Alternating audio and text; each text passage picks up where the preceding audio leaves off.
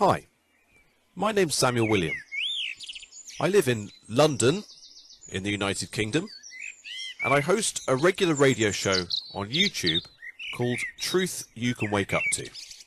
I, like many others in this country, have come to a decision, and that is to stop funding the BBC. That means no longer paying the TV licence. Now I say lots of other people, well, who are they? Are they militant fundamentalists? Hell-bent on disrupting the country? No. Do they have a criminal mentality? No. These are ordinary people. Teachers, nurses, office workers, parents, grandparents, students, and even media professionals. I mean, we have an aggressive culture. You two work for the BBC. I worked for the BBC for 30 years. When I was at the BBC, it promoted the licence fee by saying how wonderful it was. But now, the organisation you work for says, we know where you are. Auntie's put boxing gloves on, and I was so incensed by the idea that I'm guilty of something that I actually cancelled my TV licence fee a few months ago. Because I'm not going to have the BBC or any organisation threatening me.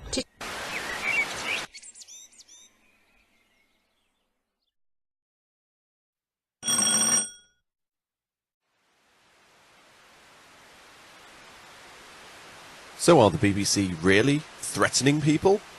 Well, let's take a look at one of their nationwide broadcasts.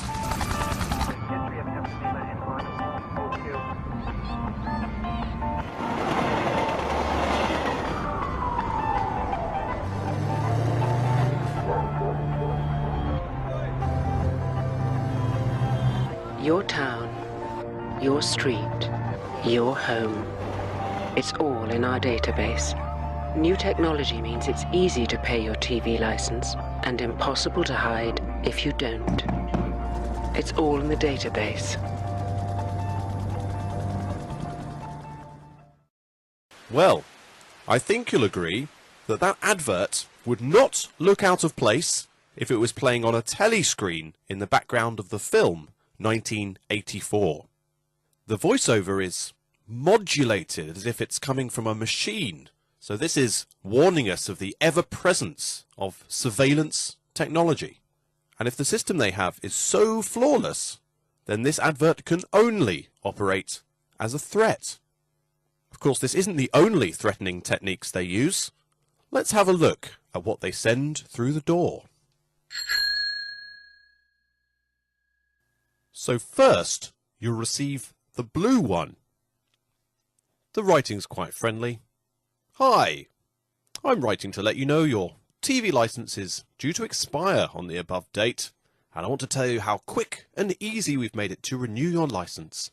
And direct debit is very simple, and no hassle whatsoever, saves you time. And remember, you must have a valid TV licence to receive or record any TV programme service. So why not sort it out today? It's one less thing to worry about. Well, do we have anything to worry about? Or maybe we should worry about the orange one that turns up next.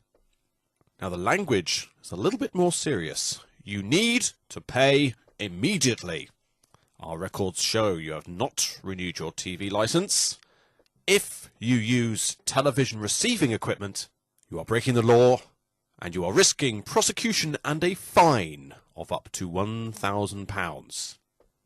So in the same letter, they say you do need to pay, but they also say if you have a television, you'll be breaking the law. So this letter is nicely informing us they don't actually know if we have a television or not. Now come the big guns. You are hereby given notice.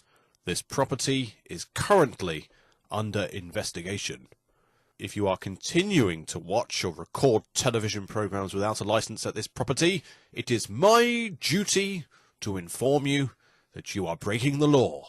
You are risking criminal prosecution, and you could face a fine of up to £1,000. Your case has been referred to our investigations unit.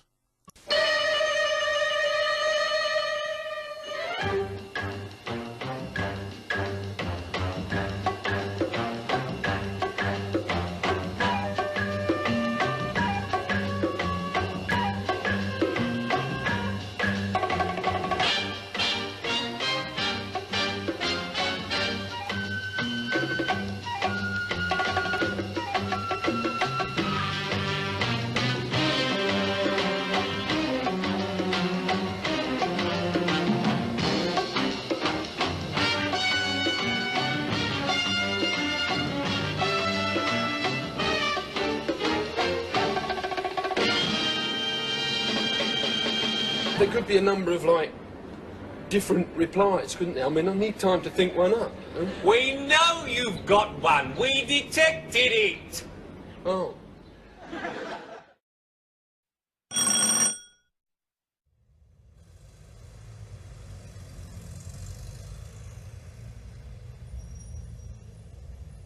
So let's first consider the spectre of the TV detector van.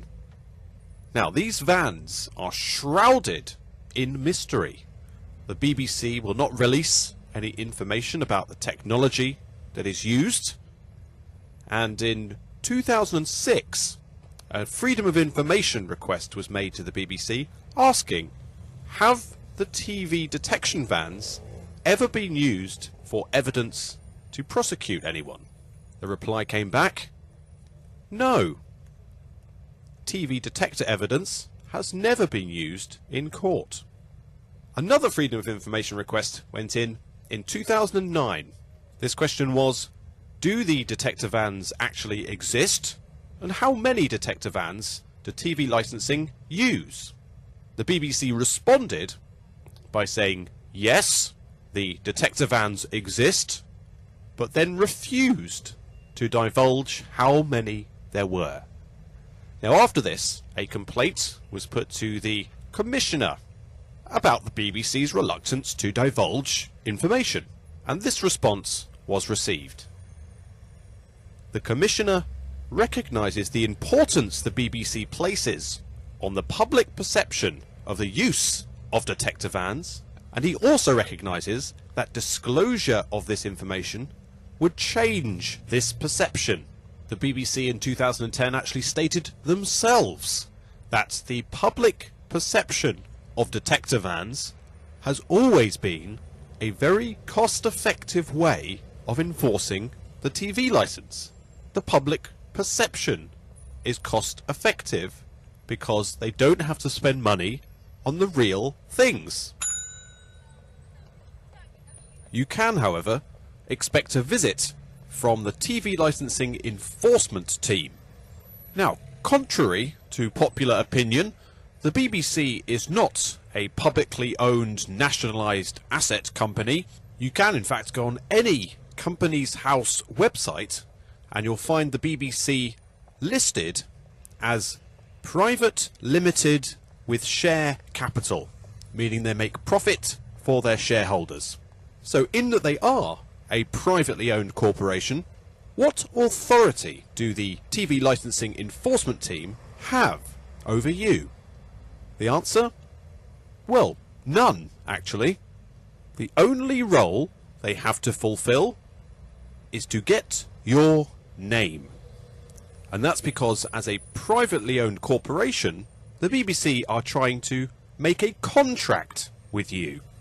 They need your name, address, and they need your signature. Without any of those, they cannot have a legal contract. Now, I'm sure you've heard the words, "You have the right to remain silent." It's something that the police will say to you if they're going to arrest you. Now, do they give you that right by informing you of it? No. Of course, we always have the right to remain silent. And your right to remain silent essentially means you have the right to abstain from entering into any contract if you wish to. But of course the enforcement team from TV licensing don't really care about your rights. They just want your name. It's 111. Who are you? Well, the reason why I'm asking is that I'm calling for TV licenses. Yeah. Okay. Yeah? Okay. Did you have a TV license at an earlier address? Am I obliged to talk to you? Only if you want to, sir. I have no need for a television licence. Why is that? I have no need for a television licence. Do you have no TV? I'm not obliged to speak to you. Okay, well, let's give your name and telephone number and get somebody from the office to speak to you. Am I obliged to do that? Only if you want to, sir. No, thank you. Okay, thanks for your help. Okay. Bye-bye. Bye. Right, okay. Yeah, I'm just making an inquiry here, you see. Okay, why don't you mind being filmed? Well, okay, you can come away. My name's Ray Cox, I'm from the TV licensing. Okay. Okay. I'm Thank just you. making an inquiry here. Okay. I'm here to have a TV licence set up. I wonder if you can tell me what the situation is, please. I don't wish to divulge any information to you right this minute. Alright, thank you. Thank you very much. Bye-bye.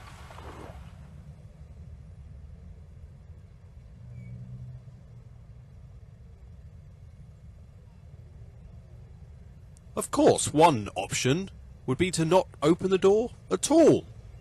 But who wants to live in fear? The best thing would be to open the door and just politely inform them that you do not need their services. Now, are we getting away with something by doing this, by evading the TV licensing? Well, no. As I hope I've demonstrated in this film, it's my belief that the BBC are guilty of certain crimes. Mostly fraud by misrepresentation. They essentially lie and then gain a profit from that lie. I believe they are guilty of harassment and certainly display threatening behaviour. It is also a crime to fund a criminal organisation. So by withholding funds, we are protecting ourselves. But if the worst were to happen, and you happen to find yourself in court, what defence could you possibly have? Well, any case against you would be instantly thrown out once you point out what it says in our Bill of Rights from 1689, which is possibly the most powerful law in the country.